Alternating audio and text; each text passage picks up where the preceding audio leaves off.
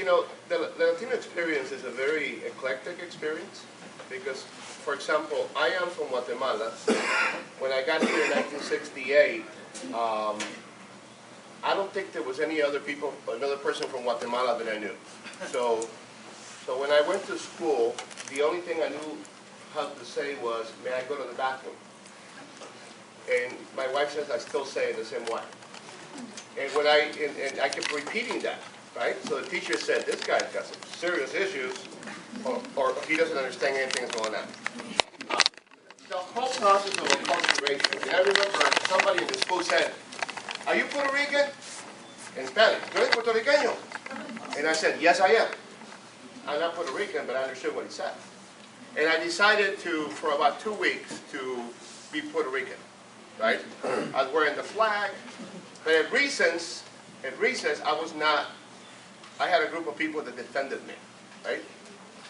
Quickly, my uncle who adopted me said, "You know, you cannot do that. You're from Guatemala." And of course, the Guatemalan people have not really decided to settle in Cleveland. So one day when I was speaking at a national conference, somebody said, "Here's a Guatemalan from Cleveland." Think about that. Cleveland is 60 to 70 degrees weather all year. I mean, Guatemala is 60 to 70 degrees all year round. Cleveland, you know how Cleveland is, right? And somebody in the panel said, "Why? Why somebody from Guatemala would decide to settle in Cleveland, right?" So I would say to you, after almost 40 years of living in Cleveland, and you know, dying with the Cleveland Browns like I did last Sunday, hoping that some miracle happens tonight and they beat the Kansas City Royals, right? And man, LeBron is back. What else do you want? So, you know, I'm a Clevelander in heart. I go to Guatemala and it's like great. You know, I eat the food. I cannot wait to get back here.